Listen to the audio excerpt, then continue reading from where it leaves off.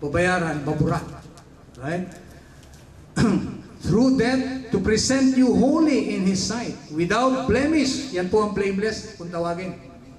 Without blemish and free from accusation. Yan mismo ang purpose ng election.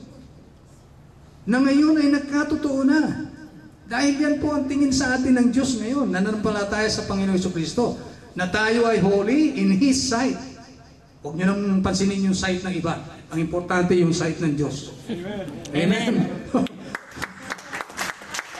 Baka sabihin ninyo, brother naman, holy daw. Hindi, kalimutan nyo yung paningin ninyo, kalimutan nyo yung paningin ng ibang tao. Ang pinag-uusapan po natin dito, paningin ng Diyos. Amen? Ayan naman, nakalagay naman dito, hindi naman sinabing holy in the sight of the people.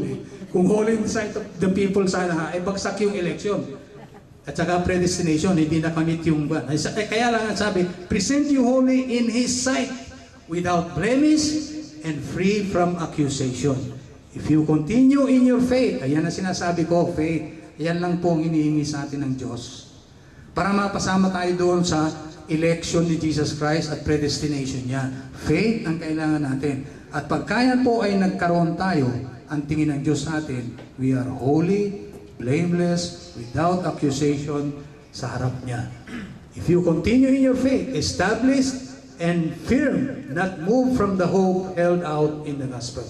This is the gospel that you heard and that has been proclaimed to you, to every creature under heaven, and of which I, Paul, have become a servant. Sa 28, ang sabi po rito, we proclaim Him, admonishing and teaching everyone with all wisdom, so that we may present everyone, that is everyone who has faith, perfect in Christ. Right? So purihin natin ang Diyos. Balik tayo sa slide natin. God's mystery hidden for ages is none other than Christ Himself, in whom God has chosen us and predestined us for fellowship with Him for eternity. Huwag po kayong maniniwala na mayroong itinalaga ang Diyos sa impyerno. Alam niyo po ba kung sino ang itinalaga niya sa impyerno? Si Satanas lang po at saka yung kanyang mga anghel. Yun, malinaw na nakalagay doon. Na ang impyerno ay inihanda niya para kay Satanas at sa kanyang mga kampon. Kaya lang po, tayong mga tao na binigyan naman ng chance ng Diyos dahil sa election at predestination ni Jesus Christ. Binigyan niya tayo ng chance na masumpungan tayo ngayon, hindi sa darating. Ngayon, masumpungan niya tayong banal at walang kapintasan sa kanyang harapan. Yung mga tao po na binabalitaan natin ng ganyan, hindi pinaniniwalaan. Wala nang magagawa ang Diyos. Binigyan niya tayo ng free will. Inihaharap niya sa atin, ang sabi niya, inihaharap ko sa inyo ang buhay at ang kamatayan. Ang blessing, ang curses. At tinuturuan pa niya tayo kung anong piliin. Anong sabi niya? Choose life. Piliin niyo ang buhay. Piliin niyo ang blessing. Hindi niya tayo, piliin mo na yung kwan. Death. Hindi. Si Satanas ang gustong tayo mamili ng death eh. Pero sa Diyos, ang sabi niya, hindi niya inaalis sa atin ang ating free will. Ini-enlighten nga niya yan eh. Ito ang buhay, ito ang kamatayan. Ito ang blessing, ito ang curses. Sumpa. Piliin mo ang buhay. Piliin mo ang pagpapala. Ang ibig sabihin niyan, piliin mo si Kristo. Amen. Purihin natin ang Panginoon dahil tayong mga tao na nananampalataya, tayong mga anak niya na nananampalataya sa Kanya, tayo ay napabilang sa elect. Napakalaki pong yan. Napakalaking pribilehiyo yan na binigay ng Diyos sa atin dahil sa Kanyang dakilang pag-ibig sa atin.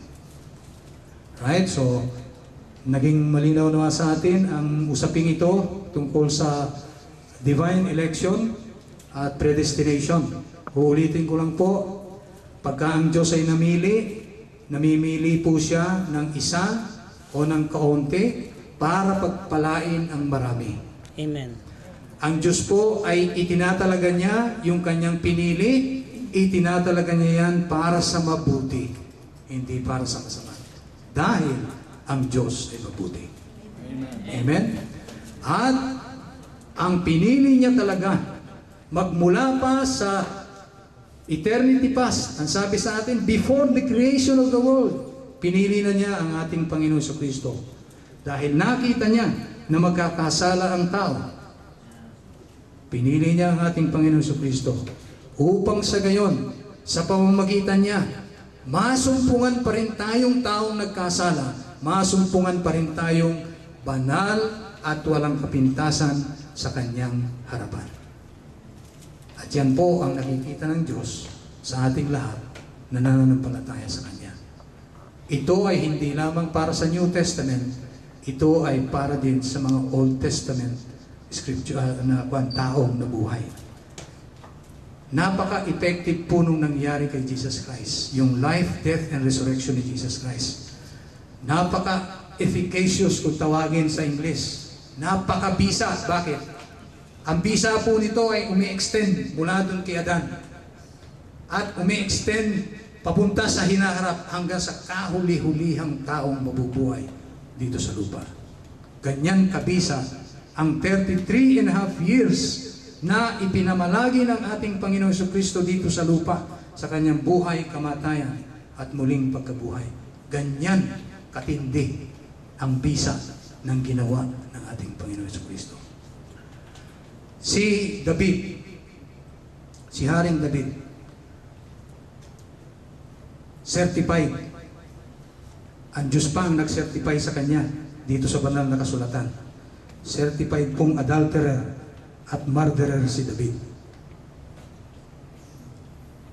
Nangalo niya si David, kinuha niya yung asawa ng isa sa kanyang mga kawal at para lubusan niyang maangkin, pinapatay niya yung asawa. So adulterer, mangangalo niya si David, murderer pa siya. Kinumpronta po siya ng Diyos. Nung kumprontahin siya ng Diyos, hindi siya nag-atubiling aminin yung kanyang kasalanan. Sabi niya, I have sinned against God. Pero yung bilis na pag-amin niya sa kanyang kasalanan, yun din naman ang bilis ng pagpapatawad ng Diyos. Ang sabi ng propetang nag-rebuke sa kanya, pagkasabing pagkabigkas ni David, I have sinned against God. Nung sabihin niya yon, ang sabi naman ni Prophet Nathan, sabi niya ganoon, God has taken away your sin.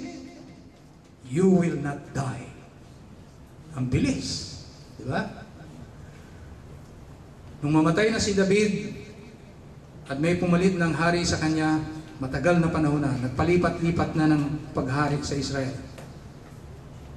Merong isang hari na masama, na laging kinokontra ang kalooban ng Diyos. Nagsugo ng isang propeta sa kanya, ang Panginoong Diyos, para siya po ay sumbatan. Alam niyo po ba ang ginamit na panumbat ng propetang ito? Dito kay Haring Rehoboam. Ito po ang panumbat na ginamit niya. At ang sumbat niya, ginamit po niya si David. Pero gusto kong tingnan ninyo kung gaano kabisa ang ginawa ng ating Panginoon Kristo. Hindi pa man nangyayari, inabot na si David ng benefit. Ito po. Ang sabi rito sa 1 Kings chapter 14 and verse 8, ang sabi po rito, sabi ng Diyos kay Rehoboam, inalis ko sa sambahayan ni David ang malaking bahagi ng kaharian at ibinigay ko sa iyo. Ngunit hindi ka tulad kay David na aking lingkod. Tinupad niya ang lahat kong iniutos. Sinunod niya ng buong puso at wala siyang ginawa kundi ang kalugod-lugod sa aking paningin. Ang tanong ko sa inyo, nagsanungaling ba ang Diyos? Ang sabi ng banal na kasulatan, isa lang ang hindi posibleng gawin ng Diyos. It is impossible for God to lie. So hindi nagsinungaling ang Diyos nung sabihin niya kay Haring Rehoboam, sinumbatan niya, hindi katulad ng aking lingkod na si David. Anong nangyari kay David? Ano raw ang ginawa ni David? Abay, tingnan ninyo mabuti kung ano sinabi niya tungkol kay David. Ang sabi niya, tinupad niya ang lahat kong iniutos. Lahat. Wala siyang sinuway kahit na ano. At ano pa?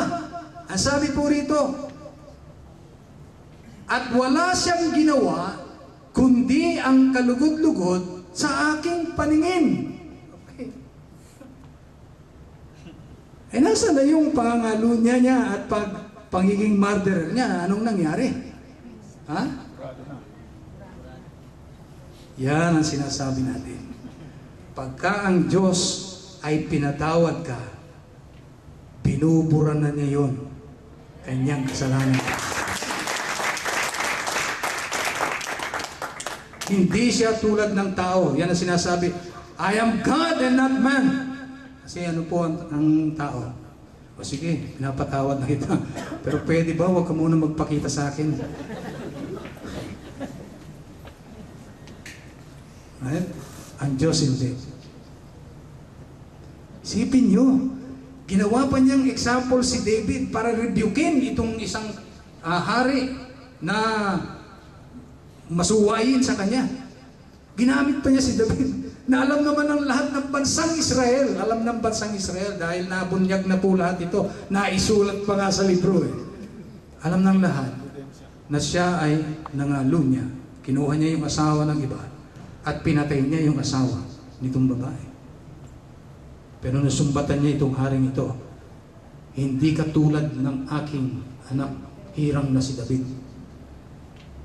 Sinunod niya ng buo ang lahat ng aking iniutos at pawang kalugod-lugod sa aking paningin ang ginawa niya. Pagka ang Diyos, yung solusyon ng Diyos sa pamamagitan ng ating Panginoong Jesucristo, ang ating pinanampalatayanan, magkakatotoo at matutupad ang purpose ng election at predestination. Masusumpungan tayo ng Diyos sa kanyang harapan, banal at walang kapintasan. Yan po ang nangyari kay David. Si David na siyang pinagmulan, isa sa mga ninuno ng Mesyas ng ating Panginoong Jesucristo. Si David ay tumingin sa darating na panahon na isa sa kanyang mga lipi ang tutubos sa kanyang mga kasalanan. At dahilan doon, yung bisa noon, natanggap na niya. Nasumpungan siya. Ang sabi rito, gusto kong pansinin ninyo, hindi sinabi ritong sa harap ng Israel. Buti na lang hindi sa harap ng Israel. Ang sabi rito, sinunod niya ako ng buong puso at wala siyang ginawa kundi ang kalugod-lugod sa aking paningin. Sabi ko nga sa inyo, hayaan nyo na yung paningin ng iba. Ang maimportante rito, yung paningin ng Diyos. Ano ba ang tingin ng Diyos sa'yo? Ang tingin ng Diyos sa'yo, kung ikaw ay may tunay na pananalig sa ating Panginoong Jesucristo at sa kanyang ginawa para sa iyo, ang tingin ng Diyos sa iyo, ikaw ay banal at walang kapintasan sa kanyang harapan. Napakalaking pribileyo po yan para sa atin. Tayong mga nagkasala, ganun pala ang tingin ng Diyos sa atin. Banal at walang kasalanan, walang kapintasan kapag tayo ay nanampalataya sa ating Panginoon. Tayo po tumayong lahat, mga kapatid.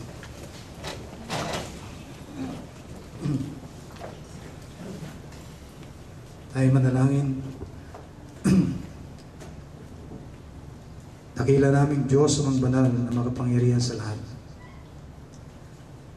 Lumalapit po kami, Panginoon, na may pagpapakumbaba dahilan sa nakita namin ang kadakilaan ng inyong pag-ibig sa amin. Na nung makita niyo kami, dahilan sa inyong kapangyarihan makita ang hinaharap. Nang makita niyo kaming taong inyong nilalang na mahuhulog sa kasalanan, itinalaga niyo ang aming Panginoon Jesucristo, ang bugtong ninyong anak, upang siya po ang gawin ninyong kahalili namin, upang gawin para sa amin ang hindi namin magawa para sa aming sarili, at upang gawin sa Kanya ang lahat ng ibig ninyong gawin sa amin. Maraming salamat, Panginoon, na siya ay inyong hinirang at itinalaga upang sa gayon masumpungan kaming matuwid at walang kapintasan sa inyong harapan. Tunay na napakabuti ninyo, Panginoon. Maraming salamat sa pribilehiyong pinagkaloob niyo sa amin na marinig namin ang mabuting balitang ito at kami ay manampalataya. At sa gayon, ang benefit po ng election at predestination ng aming Panginoon Jesucristo ay mapasa aming lahat. Maraming salamat po sa katotohanan ito na naging malinaw para sa amin ngayon. Nakita namin ang tunay na kabutihan ninyo, O Diyos. At alam namin, Panginoon, na ang mabuting balitang ito tungkol sa aming Panginoong Jesucristo ay patuloy na lalaganap upang marami pang mga tao ang makarinig nito at sumampalataya rin naman sila sa aming Panginoon at magkatotoo sa kanila, Panginoon, at matupad sa kanila ang purpose ng election at predestination. Maraming salamat po, Panginoon.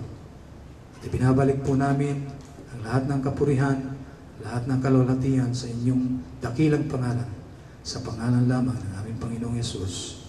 Amen.